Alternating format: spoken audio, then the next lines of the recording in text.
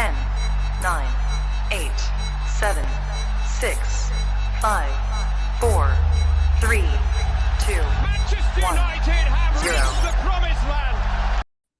Good morning, everybody. How are we doing?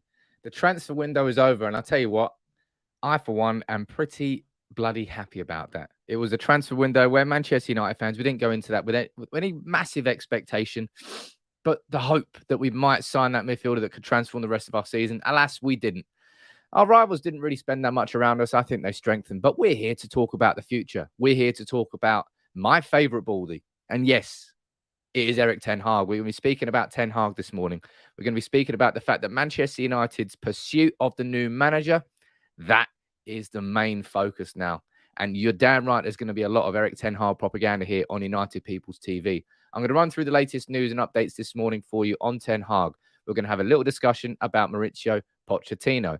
We're going to have quite an in-depth discussion about two articles, one from Rob Dawson from ESPN and one from James Ducker from The Telegraph, in which they're detailing and describing what we should be expecting to see behind the scenes of Manchester United over the next 4, 6, 8 months. Because lo and behold, there's going to be a lot of change, eh? There is going to be a lot of change. And I want to talk about it with all of you this morning. Now that the transfer window is gone and we don't have to be so the frustrations of that, man. Let's just focus on what's going forward and what's ahead. Bruce, I can see you this morning. It's members galore. Sir, big up to you joining as a team captain, my friend. Matt Frost, I can see you on Facebook. Peter, Paul, Bruce.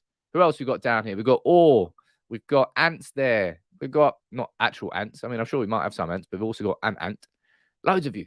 But good morning to all of you. And we're also going to be having we'll have another debate, discussion, whatever you want to call it, about Paul Pogba, who seems to be, let's be honest, the constant conversation that won't go away. And that's the situation. That's what I was hoping we were going to avoid this year. But alas, we're not. But Ten Hag, let's rewind the conversation. Let's put it in reverse. You remember the whole situation during those 2 weeks, I believe it was, was it City? After City, when we lost to City and it was that 2-1 game and we went into the international break, it was at that point where my opinion on Ole Gunnar Solskjaer switched. And my focus went on, okay, who should replace Ole? And you'll remember the series that I did. I got some criticism that week. I stood by it. Lo and behold, he got sacked after Watford. It's almost like you have to do a bit of forward thinking ahead of the football club, don't you, right? So I did a series of videos looking at all the managers I felt could potentially step in for Manchester United. And Ralf Rangnick was the man who eventually, we know, stood in. And I was really proud I did that video. And I was proud I did those videos because you need to have a bit of forward planning, eh? It's not about being reactive as a football club. That's not the way it works, right? I mean, you can do it if you want, but you'll land yourself in Manchester United's position where things don't really work out properly. Now, Ralf Rangnick was the man I wanted to come in the short term on an interim basis until the end of the season, until you know who, Erik Ten Hag.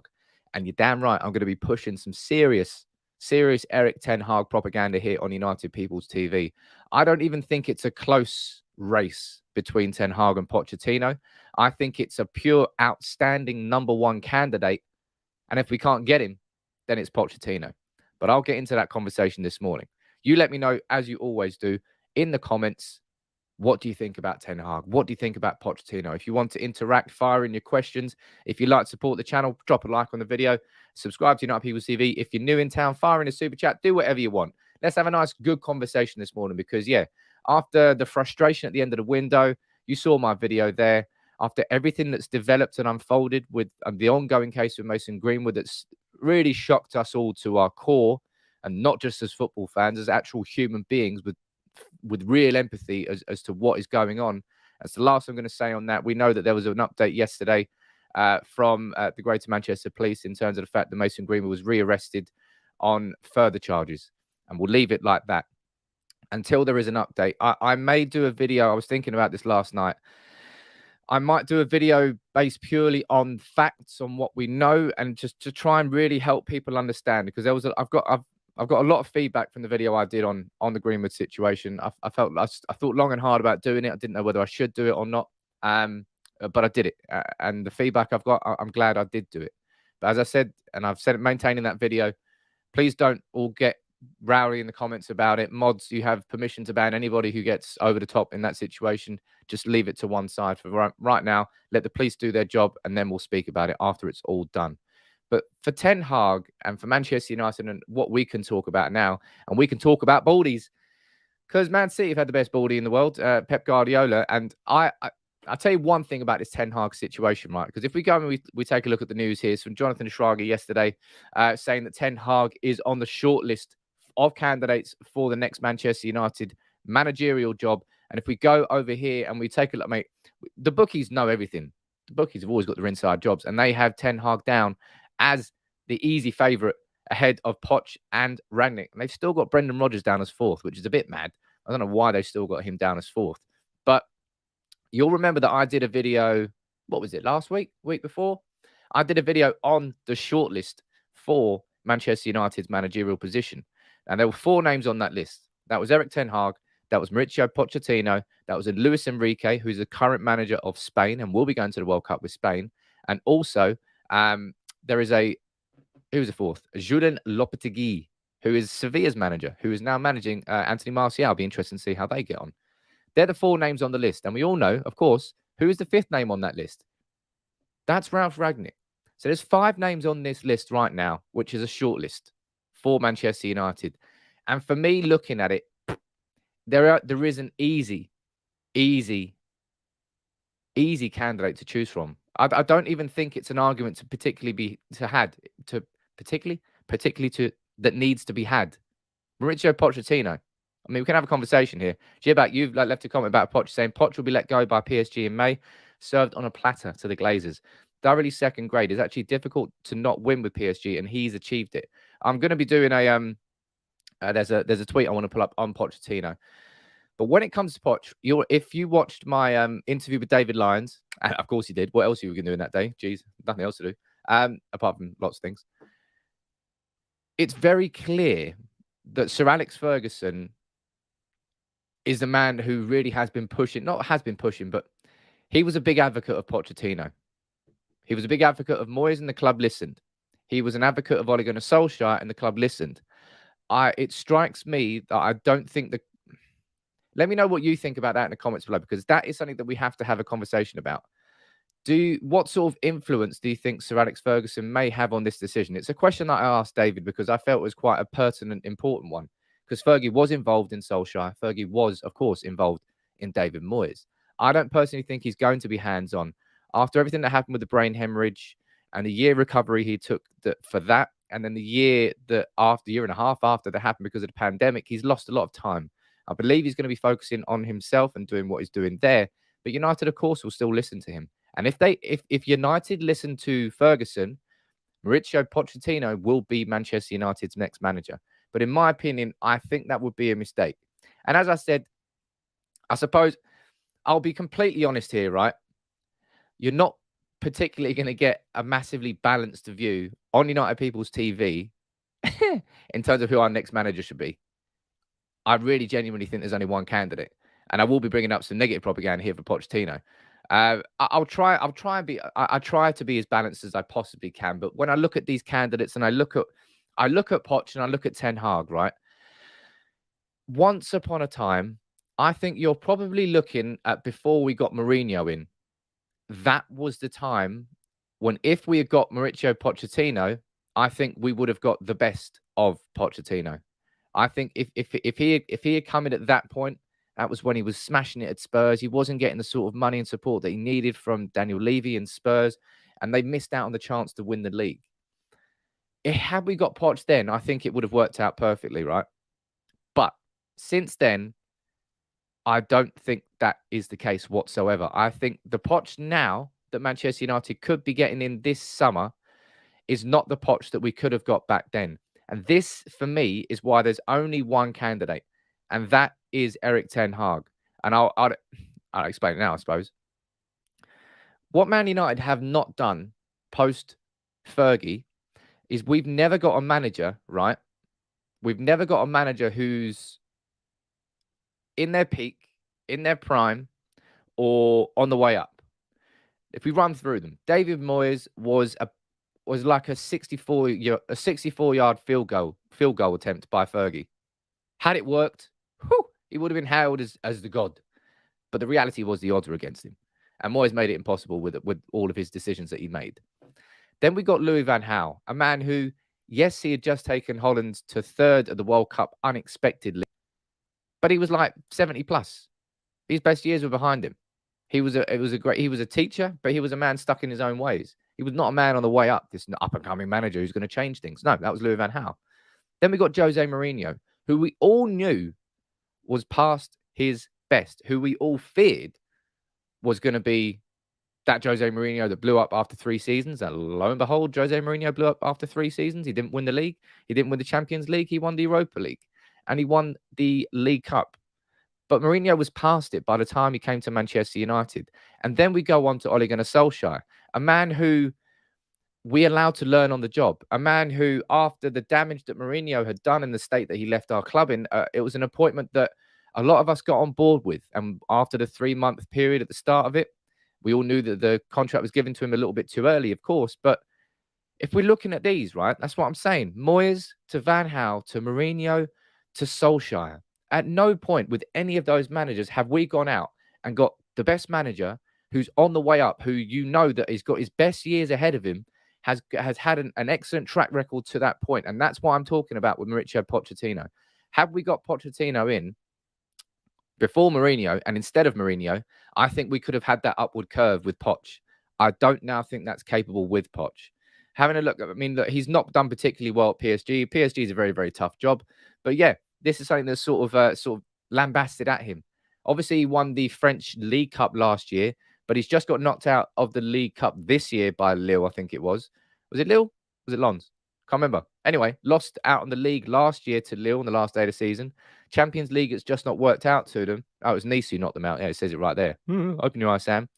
Poch, unfortunately, has not had the sort of success at PSG that warrants the idea that he can come to Manchester United and do an absolutely smashing job.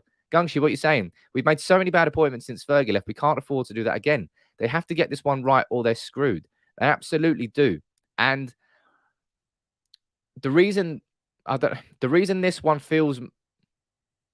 Is it more important? I suppose every single one of them is equally as important, right? But this one right now, we know we've got a squad which is very, very capable. It's not as if we need to get a manager in and we have to have I mean, there is going to be a huge shift and player exodus. So I'm going to speak about that in a bit. But there's a lot of quality in this squad. But we need the right man to come in. And it's at a time now where I genuinely, for the first time, I've got a bit of hope that things might be able to change behind the scenes, that the power shift might actually shift a little bit at Manchester United. I'm not expecting miracles, trust me. Until the Glazers leave our club, the ultimate person at the top of that table is not going to be somebody who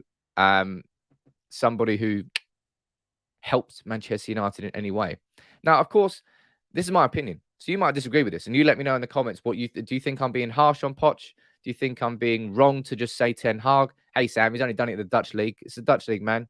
What's his face? Frank de Boer came over to Crystal Palace and look what happened to him. And you got down here, that comment distracted me. Where is it? You disagree.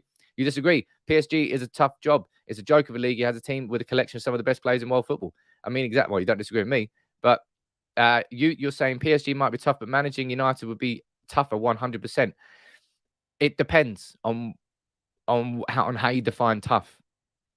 Because the pressures inside that PSG side, it's like going against the country. When it's literally going against the country. You're going against a political monster, which is PSG. PSG is nothing but a political power tool that's used in negotiations and used as a bragging rights in a conversation for the Qatari government. That's what it is. That's what PSG is. That's what Newcastle will now be. Saudi's shiny new toy. And that's why the pressures inside that situation are very intense.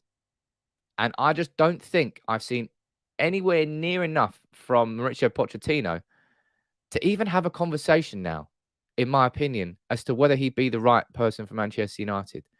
And that might be me just putting all my eggs in a Ten Hag basket. But Ten Hag is somebody that I can see that He's worked inside a culture. He's worked inside one club there. Obviously, he's been to Bayern Munich. I think he worked under Pep Guardiola. He's what was it? Go Eagles, I think it was. Go ahead, Eagles. He's had a couple of jobs. But his first job, really, his first full job, I think Utrecht maybe as well, and he smashed it at Ajax. Now, you might say he's not smashed it, Sam. He got knocked out of the Champions League, but his ability to make a team, and the thing I've been impressed with the most, and this was one of Sir Alex Ferguson's greatest characteristics as a manager, was his ability to rebuild a team. Fergie not only had the treble winners in 1999, Fergie survived Mourinho coming in. And that seemed, the Fergie with Mourinho and Abramovich at Chelsea, that could have been the end of Fergie. It wasn't. Remember what that was the whole time when we were talking about, was Fergie going to be replaced, retired? Boom. Came back with that team in 2007, 2006, 2010, 11. Incredible. And then City came in, and then tore it all up again. And you're thinking, oh, Fergie's definitely done now. Then he lost the league on the last day of the season. And then he went and bought Van Persie and won the league again. On 2 or 3 occasions throughout his career at Manchester United, Fergie rebuilt Manchester United internally. And that's one thing that Erik Ten Hag did very well. After that 2018-19 season, when they got to the Champions League semi, they lost De Ligt, they lost De Jong. Obviously, Van der Beek moved. He's rebuilt that team with the younger players coming through, like Anthony. He's got Gravenberch. He's got Klaassen that got brought back in. Tadic has obviously been part of both of those teams. I can definitely, Baz, you're asking here saying, Sam, do you really believe that Ten Hag can be successful at United? The Glazers will undermine his authority within the first 6 months. It's the biggest fear we've got, right? Doesn't matter who the fuck comes in. They're still just going to be working and banging their head against a brick wall that's been put up by the Glazers. And that, I'll be honest, man, that is a massive, massive fear of mine. But it doesn't mean that I'm not going to sort of push the Ten Hag propaganda. It doesn't mean that I don't think he would be the perfect manager for United, because this next manager has to be the perfect manager. I don't want it to be a manager that's recommended by our most successful manager because he thinks he might replace him. I don't want it to then be an old established face that comes in to try and steady the ship and bring in a sort of system, because we didn't really have a system under Van Gaal. Moyes. And I don't want it to be the devil that comes in, the manager who, when Fergie retired, 95% of Manchester United fans would categorically have said no to Jose Mourinho. He's not the United way. 3 years later, we're in bed with him getting drunk. And then it all blew up in our face. Who could possibly have predicted that? Just every managerial appointment has been forced out of desperation, rather than, apart from the Moyes one, that was just a really bad decision. Apart from that, this has to be the point where it changes. And a big thing here, right? I guarantee if we don't go and get Ten Hag, Pep's going to leave in a couple of years, baldy to baldy, just rubbing bald heads against each other. He'll step straight in and carry on what Pep has started and what Pep is doing. This has to be the one that we get right. And I don't think we've really, let's be honest, I'm not sure we've got any of them right post Fergie. I'm certainly not going to argue about Moyes. I don't think you can argue about Van Gaal. You definitely can't argue about Jose. And you can argue it to an extent with Jose. You can argue it to an extent with Solskjaer, but only to a very limited extent. And for me, it has to be Erik Ten Hag. And with Ten Hag, you might ask, say, Sam, he's not going to leave Ajax. We all know that he's going to leave Ajax, and this is what he said back in December. I've already done a video on this, and trust me, there's going to be plenty more Ten Hag videos coming here. So if you are new to United People's TV, please consider dropping a like on the video. If you're watching on YouTube or on Facebook, it really does help the channel. But this is what Ten Hag said back in December. He was asked whether he would be joining a bigger club, and he said, I think I'm ready for it. I will be happy to take up that challenge, but I'm not chasing it. If it turns out that step will never come, I will not say that my coaching career has failed, but I think I have sufficient competencies to take on that challenge. This is where the narrative with pardon me. This is where the narrative with Ten Hag changed. It's the first time where he sort of stepped out and said, yeah, man, I am ready for that big challenge. I am ready for what's next. And it's a bit like what Van der Sar said, because so many people are looking at him going, you'd be the dream CEO for Man United. Please come and save our club, Edwin, please. Even though we've, ignored your letter about Donny van der Beek, we didn't look after him, but please come and save us. He said, I'd love to be United CEO in the future. So I think I was thinking about doing a video, not doing a video this morning, but I was thinking about a video. I was like, what would be my dream sort of scenario for United in like, if we're looking at like a 5-10 year plan, what is our graph? We've had our 5-10 years post Fergie. What does the next 5-10 years look like? And maybe it looks a little bit different without Ed Woodward. That's something I'm just hoping and praying for. And I'm going to be speaking about Richard Arnold next. If you watched my video yesterday, not many did. I'll be honest, it's because it was probably the frustrations of deadline day. No one could really be asked to talk about United, but it's a really important one if you haven't watched it. You have to understand who Richard Arnold is, because we're talking about all we want is to get United back to winning Premier League titles and Champions League titles. And for that to happen, change has to happen behind the scenes. And that's why Richard Arnold is a significantly important player in all of this. He is going to be the man that links the manager to the Glazers. So if he's not on our side and he's another Woodward, then we're screwed. But from everything we're hearing, there's more to work with this one. I think so anyway. Right, what's that? Why is there a big advert that's come up there? Come on in. Right. Let's dive into a bit more news. And in fact, I'm going to read a few of your comments out first. United is the hardest job for any manager in the world. Real Madrid's a tough job. United's a tough job. There are hard jobs in the world, but whoever comes into Manchester United and gets Manchester United back to that Premier League title, that is one of the hardest jobs. And the expectations of it, the context of it, City just so dominant, Liverpool now, Spurs looking like they're going to be heading that direction toward, but they're fucking years off, so I'm not worried about Spurs. Chelsea obviously doing what Chelsea do. Man, it's tough.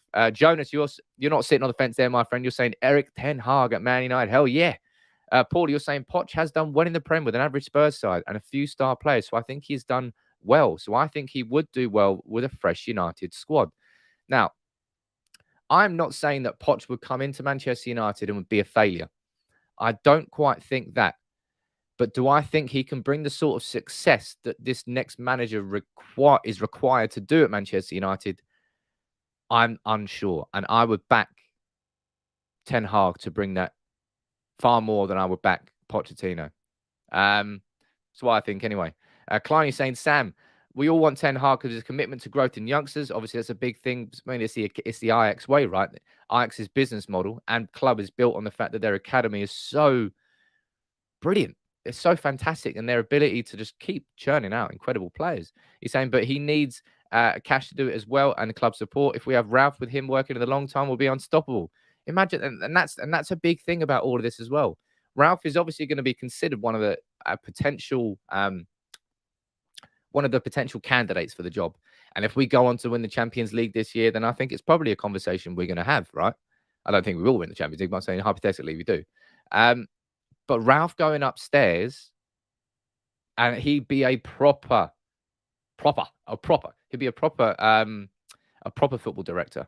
No offense to John Murto, but he'd go in there, and he's worked inside multiple environments in different countries. He'd be a proper link between the manager and Richard Arnold, in the same way that Richard Arnold has to be the link between Ralf Rangnick and Joel Glazer, the ultimate twat. And I'm going to be speaking about him in a bit after Tom Brady's retirement statement made me want to headbutt my screen. But look, Gary, you're saying, I fear Poch may be a bottler. It's going to be what a lot of people say about Poch. And I'm sorry, but you can't really argue too much otherwise. And it's certainly a high-pressure situation that he's got out there at PSG. Hell, he's literally been given Messi, Neymar, and Mbappe. They're only going to be together for one season. Only together for one season. Are they going to win the Champions League this year? You let me know what you think about that in the comments. Wesley is saying, hate to admit, no matter who comes in as manager, we are still a long way off City, Liverpool and Chelsea. The manager won't bring us titles overnight. That's the key, Sam. You're completely right, Wesley. Or Spider-Man. No, it's Deadpool. Whoops. Don't be too offended. Yeah, you're right. This isn't going to happen overnight. And again, that's why this next manager has to be correct. It has to be someone that we genuinely trust to have a few years. Because that first year is going to all be about embedding himself in, getting everything done properly. And hell, you never know, ladies and gents, we might not be in the Champions League next year. And that could be a massive sort of handbrake for the whole situation. But this has to be a 3-4 year plan that comes in, right? It's not going to happen overnight. All of a sudden, United are winning the Premier League again. We know that as well. Zibak here. Thank you very much for support, my friend. Saying, my worry with Ten Hag is that he has a club structure allowing him to focus on his job and supporting him in every way possible. United is the opposite. You're spot on there, Zibak. And again, That's why Ralf Rangnick plays such an important role in this change of structure that Man United are going to be doing. Because every single manager who's come in post Fergie has looked upstairs for support and then been slapped in the face. Slapped in the face, punched, tripped up. There's been no real support from upstairs for Moyes, for Van Gaal, for Mourinho, or for Solskjaer, ultimately. With the person at the top is not really in line with helping the people underneath him. Now, I'm hoping to God that that's why Ralf was such an incredibly exciting appointment for me, because I saw it as far more than just an experienced, renowned Gegenpressing, the godfather of Gegenpressing manager coming in. I saw him as a manager and a man, more importantly, who I felt was capable of instigating real change and properly modernizing Manchester United away from the power grip of Joel Glazer, which is ultimately what's happening at the moment. And we're going to find out a bit more about that as we read these articles today. Geez, a long old conversation I've had here before we even head into the news. Sorry about that. Or maybe it's a good thing. Let's go down and read a couple more of your comments and we'll head in and we'll talk about this article from Rob Dawson before we head over to a really important one from James Ducker from the Telegraph. And make sure, please, drop a like on the video, ladies and gents. Shalex, you're saying Woodward is gone. Let's hope the upstairs are more awake now. The upstairs has to change. Woodward is gone. Arnold knows. He's seen Woodward's successes and he's seen Woodward's failures. And whether you like him or not, he's obviously an intelligent man to have worked his way into that position. If he's intelligent enough, he'll definitely learn from the mistakes he saw from Woodward and he won't repeat them. Carl, you're saying, Sam, if you want Ten Hag, but will the Glazers let me have the footballing decisions? That's going to be down to Ralf Rangnick. Whether it's Ten Hag coming in, whether it's anybody else coming in. Ralph's job as that man that goes upstairs into that consultancy role, he's got to consult and say, keep your mitts away. If you want us to be successful and you want your brand to be worth more, stay the hell out of these decisions. Let me do my job and you'll be happy by the end of it. But trust me.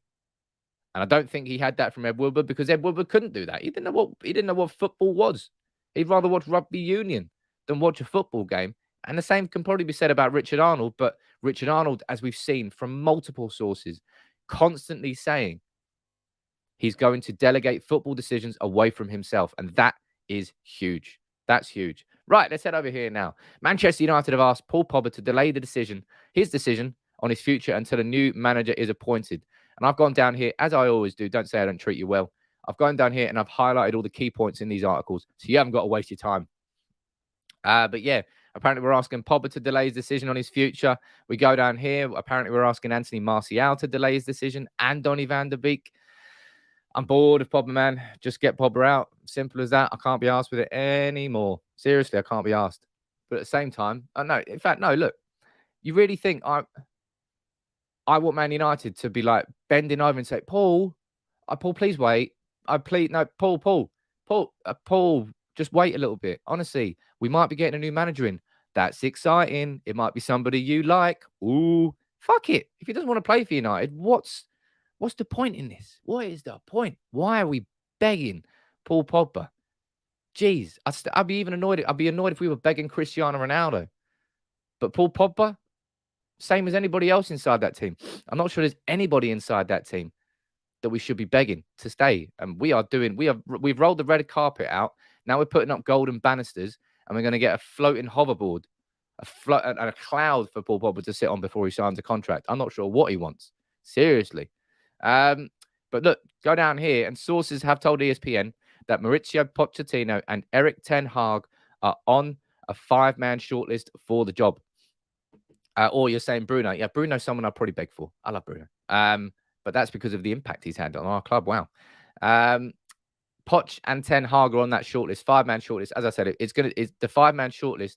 It's quite obvious by now. It really is. It's Ten Hag, it's Poch, it's Enrique, it's Julian Lopetegui, and it's Ralf Rangnick. They're your 5 men. It's going to be one of those managers for the Manchester United job, and for me, there's an outstanding candidate. Anchor saying there's no point giving Ralf a consultancy role. He'll be overruled. I imagine if he does that, he'll just walk away straight away. He'll leave. And I imagine that's going to be something he works in as part of his contract. He will. He has to. He knows that. He can see that the structure is wrong at United. He's working with it. Hell, right. And that's the thing that filled me with fear was the Lingard situation, because we know that Ralf gave his blessing for Jesse Lingard to leave, and the club blocked it. The club came over the top and said, no, Jesse Lingard is staying. They undermined the manager. Now, if that was Mourinho, he'd be blowing his lid. Ralf strikes me as someone who's a bit more reserved, but he'll be seething inside because he's trying to reduce the bloat inside a squad, and he's been told no by who? Joel fucking Glazer. What do you know? What do you know? Seriously, stick to doing nothing out in America, in Florida. Let me do my job as a manager. The micromanagement by Joel Glazer and you're turning me into an Italian. I don't know why. I don't know why they have to. Again, is it an ego thing? I think this is it's reflective of Woodward, somebody who thinks, no, I'm better at making decisions that I know nothing about. Even if you're speaking in French, I'll still think that I'll make the decision better than you do, even if you speak fluent French and I don't even speak French. The micromanagement is a real sign of someone who's a narcissist, somebody who believes they are better than everybody else. I'm the businessman. Look how rich I am. I'm the one who should be making these decisions, not you, you peasant. That's effectively what's happened there. Path. The Path? How you doing here, buddy? Thanks for the super chat. Saying, I can see Ten Hag going to City if we don't get him. He'll be unbelievable for City, building on the foundations of Pep, and love the content. Big up to you, Path. Thank you very much. Should join as a member, my friend. Get you on board. But yeah, I fear for what would happen if City got Pep. And again, we can't let that happen in the same way that we couldn't let them get Pep. We let them get Pep. Look at what happened. I think if United pushed harder with Pep back in the day, I think we probably could have got him. But let's go down here and read a bit more about this. Actually, I think it's all down there. Yeah, that bit there. Look, the United board blocked Jesse Lingard's proposed move to Newcastle on deadline day. It's Aria, you're right there, Aria. Micromanagement is never good. If anybody is I'm sure you all have, right? We've all had that boss in our lives that comes in and, say you're doing, you've done like 95% of your job spot on, right? But your boss comes in and instead of congratulating you on the 95% of the job that you've done right, your boss will just come in and the first thing he'll say is the 5% you've done wrong. He'll come in and he'll think his micromanagement, or he or she, either or, will think their micromanagement is helping you improve. Instead, it's just going to make you seethe and go, you prick. All you could do was come in here and tell me the 5% I've done wrong instead of telling me the 95% I've done absolutely fantastic. That's micromanagement. Micromanagement is where somebody is scared to delegate. Delegation is the key to any scale of any business. Like, for example, I'll give you an example that I know myself because it's mine. I started The People's Person as a website back at university. What was it? 2011, I think it was. Never in a million years did I start that as a job. I started as a hobby. I think the first post I wrote on there was about the summer board at uni. Imagine that. But as the website grew and I was writing constantly, I was doing everything, I realized I can't do this anymore. And I realized that I had to start delegating the writing. I had to bring in someone as a paid writer. And I was worried about that because I was like, I could do that writing better than them. But I realized that by gaining 100% of my time back, I'd be happy if the quality of the product is like 75% what it was. And I would gain 100% of my time. That's called delegation. That allowed me to then focus on other things, on taking the business elsewhere whilst it's still carried on in the background. That's what happens when you've got the right people inside your team, inside your business. That's what delegation is all about. It's impossible to scale anything unless you have the people inside the business that you trust to do something as well as you could do it, if not better in some occasions, right? And if Joel Glazer is there micromanaging United, blocking a move away, then that is poor micromanagement, man. It's ridiculous, the fact that they've got their greasy mitts all over it. I thought they weren't involved in Manchester United. But clearly, every single decision at the end of it, he's there with two buttons, a red button and a green button. Just, press the red button. I can't imagine it goes any further than that. But yeah, it's so micromanagement, when it's done wrong, is the downfall of any business. And it's been our downfall for a long, long time. We know that Joel Glazer's hands have been all over everything. But if Ten Hag's going to be successful, if Ralf Rangnick's going to be successful in his consultancy role, if Richard Arnold is going to be successful in his role as a CEO, the micromanagement has to fucking stop. Owners are owners. Owners have to give green lights on bigger decisions overall, yes, but selling a player like that, that's down to a manager, man. That's down to a manager. And but I can see down here, and this is something that people keep using it. I think this come from Goldbridge, isn't it? Spin, spin, spin, PR, PR, PR, PR. A lot of it's just what is happening, people. All right. Stories develop, stories change over time. Hell, if you're as I said, I'm a trained journalist. I know, I think I know a bit about this. I think I know a bit about media law. That's why I was so um, uh, serious when I was talking about the contempt of court when I did my video on Greenwood. And yeah, some of this is PR, but some of this is really happening behind the scenes. Richard Arnold, it's just PR, spin, spin, spin, spin, spin. The fact that he's going to delegate. No, that's really what we're hoping to see going forward. Hell, it might not happen, right? But it can't just be labeled as spin, spin, spin, because that's genuinely part of what's going on. Woodward is gone. Man United have seen the failures, not Man United, but Richard Arnold would have seen the failures and the successes of Ed Woodward. Commercially, he had some success, of course. He's stagnated in the last few years, but he knows what he has to change. So it's not just spin, spin, spin, the fact that he's going to delegate away. If he wants to do his job correctly and properly, then he will delegate away. And that will be the big change that happens under Richard Arnold. And we go down here, and this is honestly, people, I know some of you might find it I know some of you might find talking about Man United CEO and Richard Arnold a little bit boring. All you want to talk about is players, formations, who's going to start, what's going on with Paul Pogba, and who our next manager is going to be. But you need to really appreciate and understand that arguably this is just as important, if not more important, for overall change at our football club, because the change has to start from the top. We know it's not going to start there with the Glazers, because the Glazers aren't going to sell until they want to sell. But Richard Arnold coming in and maybe starting a different sort of era, that has to be something that we consider a really important part, because no manager is going to be successful at United until that does change. So if anything, we should be focusing on this more than the new manager. And that's why I want to run through this article. Jack, and I see here, buddy, you say another hairdryer type of manager will win us the Prem and the Champions League. What do you think about Woodward's replacement, Richard Arnold? So, Jack, if you watched the video yesterday, of course you did. You watched the video yesterday. I gave a sort of a bit of a detailed profile of who Richard Arnold was, who Richard Arnold is, why he's got the job, my fears, considerations, and how and why it could be a bit different under him. And this article from James Ducker sort of highlights a few of the key problems here that he definitely needs to fix and sort straight away. And we know that. And the first one we need to talk about there is the player exodus. Now, I'm going to do a video on this because I think it's going to be quite important. Go down here, look, right? There is an uncertainty over the immediate futures of 12 players at Manchester United. We've got Pogba, Cavani, Mata, Lingard. Who else we've got? Let's go down here. We've got Martial, Van der Beek, Henderson, Bailly, Phil Jones. Obviously, the Mason Greenwood situation. Nemanja Matic. Then you go down here and you've got contract questions that are coming up about Rashford, De Gea, Shaw, Fred, Cristiano Ronaldo. It's ongoing in football. It won't ever stop in football. As soon as you sorted out the contracts of three or four players, the contracts of 3 or 4 more players comes into question.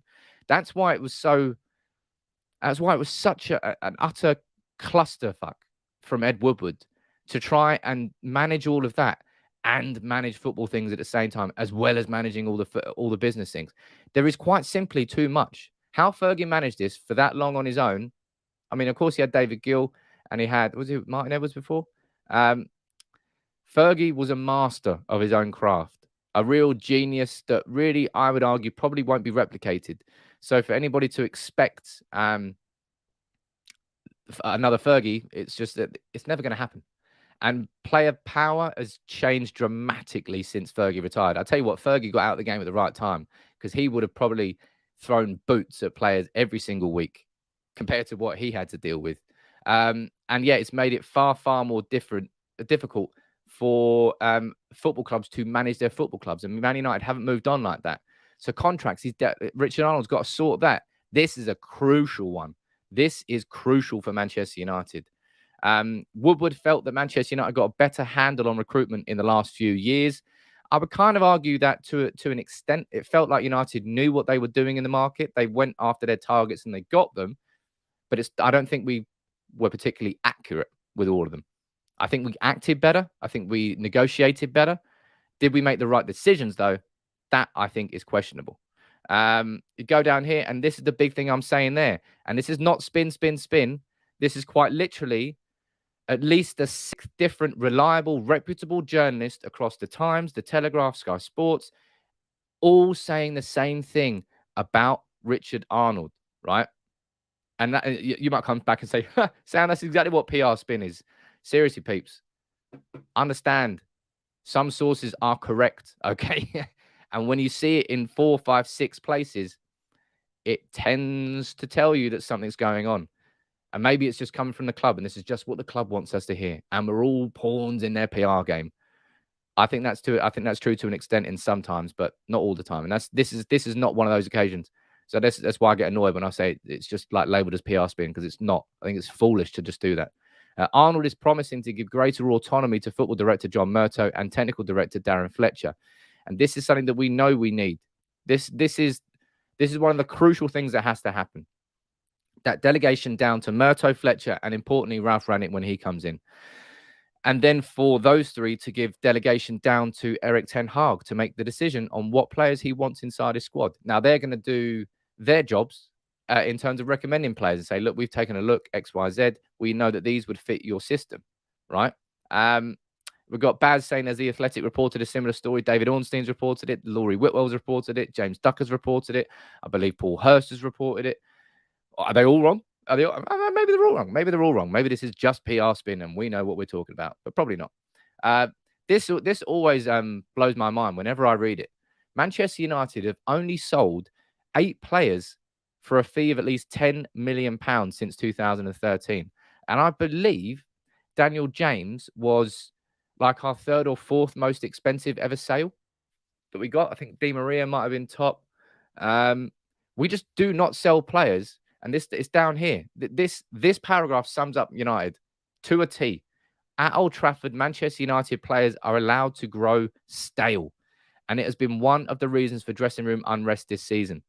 There is recognition, however, that even if Arnold, and this is our fear, this is all of our fears, there is a recognition, however, that they will all still be answerable to Florida and the micromanagement of Chairman Joel Glazer.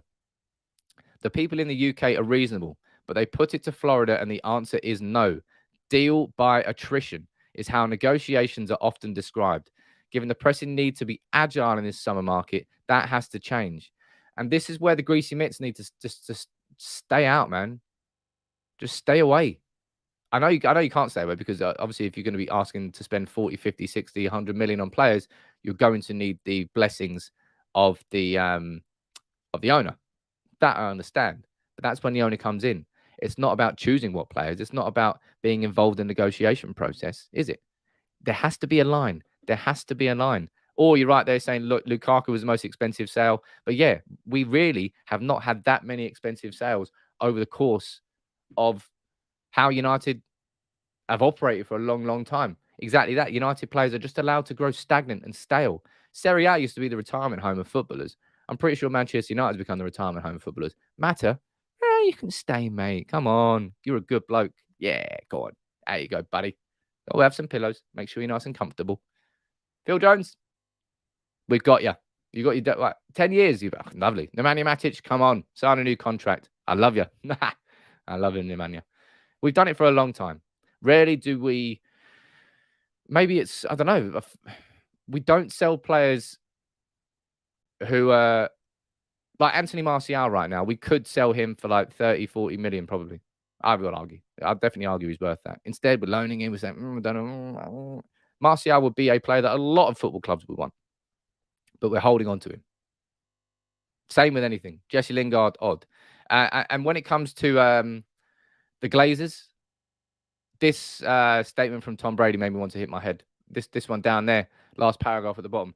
So the Glazer family, thank you for taking a chance on me and supporting me. I know I was demanding at times, but you provided everything that we needed to win, and your ownership was everything that a player could ask for. And I'll tell you what, this is a dangerous and damaging statement as far as Manchester United fans are concerned. Because what that statement right there does, that right there is ammunition to Joel Glazer. He's going to read that and he's going to go home and he's going to think, you know what? Yeah, I really am a top owner. I know what I'm doing, because the American model is so utterly different to the British football ownership model. When it comes to franchises, when it comes to the way that they work over there, it's so much more disconnected. A club can get quite literally moved an entire state because the franchise has been bought. It's in nowhere. It's not even in the same. It might be called NFL. It might be called football. Of course, it's just big head ball. But what works over there does not work over here, and that's the issue. Joel Glazer is operating as an owner the same over here as to what he's doing over there, and that for me is why that's a bit of a dangerous statement there as far as United fans are concerned from Tom Brady, who is arguably the greatest ever NFL player, telling the Glazers, "You're cracking owners. You're cracking owners," and that is going to be the ego rub, the boost that Joel Glazer wanted, and not what Manchester United fans really, really want to hear. So yeah, I'm a little bit worried about that, if I'm honest, because I don't. If it comes to getting change from Joel Glazer, that's not going to help it. Let's go down here. Baz, you're right, saying it's so different how the NFL runs compared to here. Mate, it is completely and utterly different. Ben, you're saying Lukaku was sold because Conte wanted him at any price. It's true. And Conte went on to win the league with Lukaku. So I suppose it really worked out there. Superstar saying, yeah, the difference is the ownership models and they refuse to accept that. Yeah, it's mad. It's mad. Anthony saying, if you've seen The Last Dance on Netflix, it explains a lot about US team owners. The Last Dance is probably the best sports documentary I think you're ever likely to see. The fact that they were sitting on that footage for so long blows my mind. I started watching, I watched The Malice in the Palace this week as well. It's about the Detroit Pistons and the Indiana Pacers when a fight kicked off on court. It was huge at the time. I've been meaning to watch it for a long time, but I do like a good sports documentary. And I'm looking forward to Arsenal's Amazon documentary this year. Thank you. Aren't Arsenal great? Like, it doesn't matter how bad or how big your problems are at your club. You just look at Arsenal and go, I feel better. You just feel better straight away. So I want to say thank you to Arsenal for doing that consistently the whole time, ever since Fergie retired, basically. Just look at you and go, but it could be worse. Could be worse. So I want to say big thank you to Arsenal for that. Matt EM saying, I think that last paragraph is more to do with 14 million loyalty bonus. Well, geez, didn't even know about that. But of course, they brought Brady in. And that's why, and again, because of the Brady success there, that's why the Ronaldo situation happened at United. Because it worked there, therefore it's going to work at United. Hell, just go and get the best player, bring him back, and it's just going to work straight away. Poof. And it didn't, because we were working towards a plan, and it's far more complicated. NFL was a system which is a game of plays, moving up and pitch piece by piece. Football is all about a team, a collective unit that's on the pitch for 90 minutes, working together, and it's far, far more difficult. I think, anyway. So the NFL. Jibak saying, there should be one on Rooney's work with Derby. Mate, Rooney, what he's doing, man, arguably going to be more impressive than Leicester winning the Premier League if Rooney manages to keep that Derby team up. What was it, a 15, 20 point reduction, 2 transfer embargoes, had like 9 senior players at the start of the season. Oh, mate, Rooney's done it. I'll hold my hands up here. I did not think in any way, shape or form that Rooney was going to be a good manager. I just didn't think he had that in him. But I stand corrected. I absolutely stand corrected. Rooney is doing an incredible job at inspiring the players around him and getting them really working as a team and collective. It's fantastic. Got Ant saying, our club just reminds me of that classic Jimi Hendrix song, Castles Made of Sand. That really is what we are now. Some castles are lovely made of sand. No, I don't think they are. But yeah, you're right. That's exactly what United are. And yeah, that Tom Brady, that sums everything up, man. That sums it all up. What works over there does not work over here. Hell, it's what I told you before. Start of the season. What got you here won't get you there. What won you the Super Bowl won't necessarily win you the Premier League. That's what they tried here, and it did not work. Anthony saying Everton dropped the ball, not getting Rooney in. I'm happy that Rooney didn't take that job. I don't think it's going to do Frank Lampard any favours. I'd rather Rooney enjoys the success and that hopefully finishes this story by keeping Derby up. That will be far more important to him in his overall career as a manager than dropping it halfway through.